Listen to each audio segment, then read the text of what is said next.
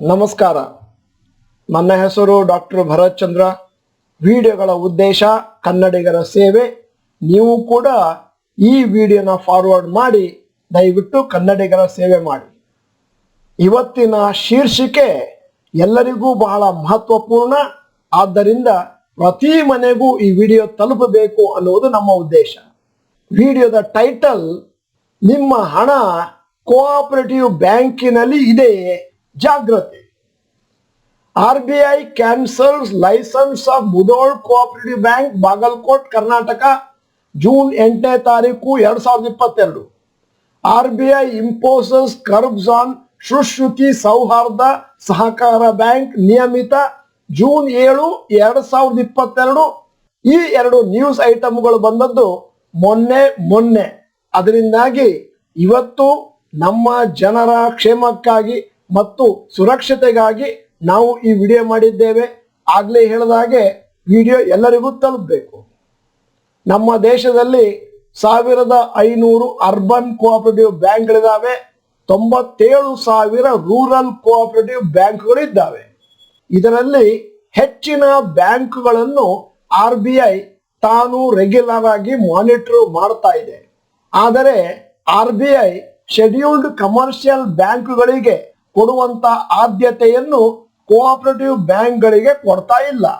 ಅಂತಂದ್ರೆ ಕೋಆಪರೇಟಿವ್ ಬ್ಯಾಂಕಿನಲ್ಲಿ ಏನಾದರೂ ಘೋಟಾಲ ಆದರೆ, ಹೆಚ್ಚು ಕಡಿಮೆ ಆದರೆ, ಗೋಲ್ಮಾಲ್ ಆದರೆ RBIಗೆ ಗೊತ್ತಾಗೋದು ಸ್ವಲ್ಪ ಲೇಟ್ ಆಗುತ್ತೆ. ಕಾರಣ ಏನು ಅಂತಂದ್ರೆ ಕಮರ್ಷಿಯಲ್ ಬ್ಯಾಂಕ್ನಲ್ಲಿ ವ್ಯವಹಾರ ದೊಡ್ಡದಾಗಿ ನಡೀತಾ ಇರುತ್ತೆ. ಮತ್ತೆ ಹೆಚ್ಚಿನ ಜನರ ದುಡ್ಡಿರೋದು ನ್ಯಾಷನಲೈಸ್ಡ್ ಮತ್ತು ಪ್ರೈವೇಟ್ ಬ್ಯಾಂಕ್ಗಳಲ್ಲಿ. ಬಹಳ ಜನ ತಮ್ಮ ಹಣವನ್ನು ಕೋಆಪರೇಟಿವ್ ಬ್ಯಾಂಕಿನಲ್ಲಿ ತೊಡಗಿಸುವ ಒಂದು ದೊಡ್ಡ ಉದ್ದೇಶ ಏನು ಅಂತಂದ್ರೆ ಅಲ್ಲಿ ಸ್ವಲ್ಪ ಜಾಸ್ತಿ ಬಡ್ಡಿಯನ್ನು ಕೊಡ್ತಾರೆ ಡಿಪಾಸಿಟ್ ಮೇಲೆ. ಸಾಮಾನ್ಯವಾಗಿ ಕೋಆಪರೇಟಿವ್ ಬ್ಯಾಂಕ್ಗಳಲ್ಲಿ ಕಮರ್ಷಿಯಲ್ ಬ್ಯಾಂಕ್ಗಳನ್ನು ಹೋಲಿಕೆ ಮಾಡಿದ್ರೆ 2-4% ಜಾಸ್ತಿ ಬಡ್ಡಿ ಕೊಡ್ತಾರೆ ಫಿಕ್ಸ್ಡ್ ಡಿಪಾಸಿಟ್ ಮೇಲೆ ಅಥವಾ ಎಲ್ಲ ತರದ ಡಿಪಾಸಿಟ್ಗಳ ಮೇಲೆ. ಆದ್ದರಿಂದ ಬಹಳಷ್ಟು ಜನ ಬಡ್ಡಿ ಜಾಸ್ತಿ ಸಿಗುತ್ತೆ ಅನ್ನುವಂತ ಒಂದೇ ಒಂದು ಕಾರಣದಿಂದ ಸುರಕ್ಷತೆಯನ್ನು ಕಡೆಗಣಿಸಿ ಇಂತಹ ಬ್ಯಾಂಕುಗಳಲ್ಲಿ ತಮ್ಮ ದುಡ್ಡನ್ನು ತೊಡಗಿಸ್ತಾರೆ. ಮೊನ್ನೆ reserve bank Mudhol cooperative bank limited ಅವರ ಲೈಸೆನ್ಸ್ ಅನ್ನು ಕ್ಯಾನ್ಸಲ್ ಮಾಡಿದ್ದಾರೆ. ಬ್ಯಾಂಕಿನಲ್ಲಿ ಬೇಕಾದಷ್ಟು ಅಸಲು ಇಲ್ಲ ಮತ್ತು ಇರುವ ಹಣಕ್ಕೆ ಅರ್ನಿಂಗ್ ಪ್ರಾಸ್ಪೆಕ್ಟಸ್ ಕಮ್ಮಿ ಇದೆ ಅನ್ನುವ ಕಾರಣದಿಂದ ಮುಧೋಲ್ ಕೋಆಪರೇಟಿವ್ ಬ್ಯಾಂಕಿನ ಲೈಸೆನ್ಸ್ ಅನ್ನು RBI ಅವರು ಕ್ಯಾನ್ಸಲ್ ಮಾಡಿದ್ದಾರೆ.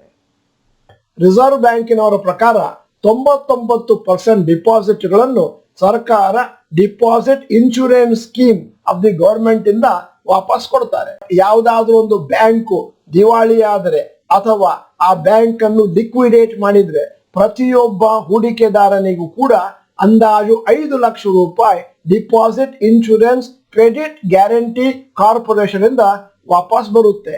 5 ಲಕ್ಷದ ಮೇಲಿದ್ರೆ ಅದು ಸ್ವಲ್ಪ ರಿಸ್ಕಿ ಆಗುತ್ತೆ. ಈ 5 ಲಕ್ಷಗಳನ್ನು ಹೂಡಿಕೆದಾರರಿಗೆ ವಾಪಸ್ಸು ಕೊಡುವಂತ ಸೌಲಭ್ಯ ರೆಗ್ಯುಲೇಟೆಡ್ ಕೋಆಪರೇಟಿವ್ ಬ್ಯಾಂಕ್ಗಳಿಗೆ ಇದೆ. ಆದರೆ ಅನ್ರೆಗ್ಯುಲೇಟೆಡ್ ಬ್ಯಾಂಕ್ಸ್ಗೆ ಈ ಡಿಪಾಸಿಟ್ ಇನ್ಶೂರೆನ್ಸ್ ಸ್ಕೀಮ್ ಇಲ್ಲ.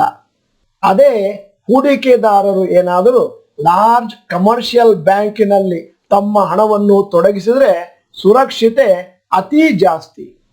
RBI ಅವರು ಇತ್ತೀಚಿನ ದಿನಗಳಲ್ಲಿ ತಮ್ಮ ಕಂಟ್ರೋಲ್ ಅನ್ನು ಟೈಟ್ ಮಾಡ್ತಾ ಇದ್ದಾರೆ ರೆಗ್ಯುಲೇಟೆಡ್ ಎಂಟಿಟೀಸ್ ಮತ್ತೆ ಸ್ಪೆಸಿಫಿಕಲಿ ಕೋಆಪರೇಟಿವ್ ಬ್ಯಾಂಕ್ಸ್ ನ ಮೇಲೆ.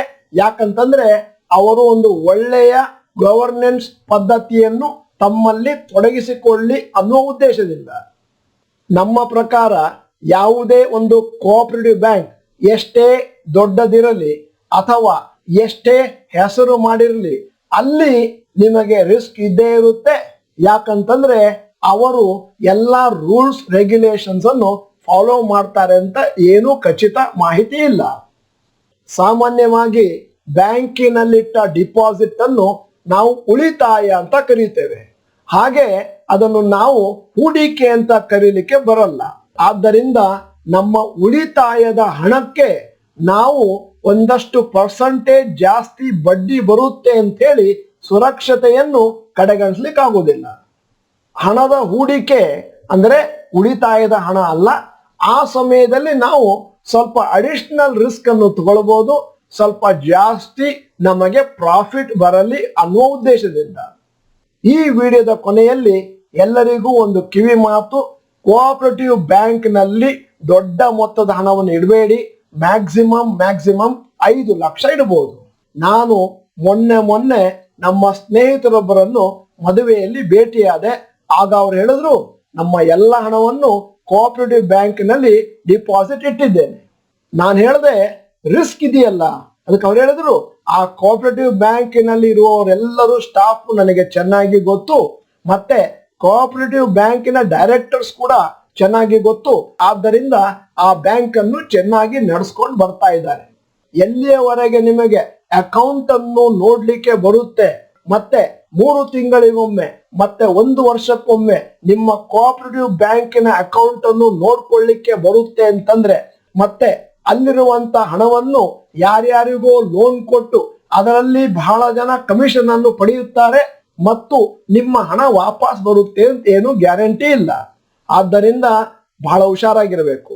ಮತ್ತೆ ಮೊನ್ನೆ ಇನ್ನೊಬ್ರು ನಮಗೆ ಇಮೇಲ್ ಹಾಕಿದ್ರು, ನನ್ನ ಇಡೀ ಜೀವಮಾನದ ಹಣವನ್ನು ರಾಘವೇಂದ್ರ ಕೋಆಪರೇಟಿವ್ ಬ್ಯಾಂಕ್ ನಲ್ಲಿ ಹಾಕಿದ್ದೆ, ಅದು ಈಗ ಸಂಪೂರ್ಣವಾಗಿ ಮುಳುಗಿ ಹೋಗಿದೆ. ಎಲ್ಲರಿಗೂ ತಿಳಿದಿರಬೇಕಾದಂತ ಒಂದು ಸಿಂಪಲ್ ಸೀಕ್ರೆಟ್ ಏನು ಅಂತಂದ್ರೆ, ನಿಮ್ಮ ಎಲ್ಲ ಹಣವನ್ನು ಒಂದೇ ಜಾಗದಲ್ಲಿ ಇಡಬಾರ್ದು, ಎಲ್ಲ ಕೋಳಿ ಮೊಟ್ಟೆಗಳನ್ನು ಒಂದೇ ಜಾಗದಲ್ಲಿ ಇಡಬಾರ್ದು ಅನ್ನುವಂತ ನಾಣ್ಣುಡಿ ಬಹುಶಃ ಬಹಳ ಜನ ಕೇಳಿದ್ದರೂ ಕೂಡ ಅದನ್ನು ಪ್ರಾಕ್ಟಿಕಲ್ ಆಗಿ ಅಳವಡಿಸ್ಕೊಳ್ತಾ ಇಲ್ಲ. ಈ ವಿಡಿಯೋದ ಕೊನೆಯಲ್ಲಿ ನಮ್ಮ ಸಮೀಕ್ಷೆಗಾಗಿ ಒಂದು ಪ್ರಶ್ನೆ: ನಿಮ್ಮದೇನಾದ್ರೂ ಅಕೌಂಟ್ ಕೋಆಪರೇಟಿವ್ ಬ್ಯಾಂಕ್ ನಲ್ಲಿ ಇದೆಯಾ, ಅಥವಾ ದುಡ್ಡು ಏನಾದ್ರೂ ಕೋಆಪರೇಟಿವ್ ಬ್ಯಾಂಕ್ ನಲ್ಲಿ ಇದೆಯಾ? ಎಸ್ ಆರ್ ನೋ ಅಂತ ನೀವು ದಯವಿಟ್ಟು ಚಾಟ್ ಬಾಕ್ಸ್ ನಲ್ಲಿ ಟೈಪ್ ಮಾಡಿ. ನೀವು ಡಾಕ್ಟರ್ ಭರತ್ ಚಂದ್ರ ಚಾನೆಲ್ ಮೆಂಬರ್ ಅಲ್ಲ ಅಂತಂದ್ರೆ ಇದೀಗ ಸಮಯ. ಸಬ್ಸ್ಕ್ರಿಪ್ಷನ್ ಬಟನ್, ಬೆಲ್ ಐಕಾನ್ ಒತ್ತಿ. ವಿಡಿಯೋ ಚೆನ್ನಾಗಿದ್ರೆ ಲೈಕ್ ಬಟನ್ ಒತ್ತುವುದನ್ನು ಮರಿಬೇಡಿ. ಮತ್ತೆ ವಿಡಿಯೋನ ಎಲ್ಲಾ ಕನ್ನಡಿಗರಿಗೂ ಕಳಿಸ್ಕೊಡಿ. ಯಾರು ಕೂಡ ಕಷ್ಟಪಟ್ಟು ದುಡಿದ ಹಣವನ್ನು ಸುಮ್ಮನೆ ಕಳ್ಕೊಳ್ಬಾರ್ದು. ಈ ವಿಡಿಯೋನ ಸಂಪೂರ್ಣವಾಗಿ ನೋಡಿದ್ದಕ್ಕೆ ಧನ್ಯವಾದಗಳು. ನಮಸ್ಕಾರ.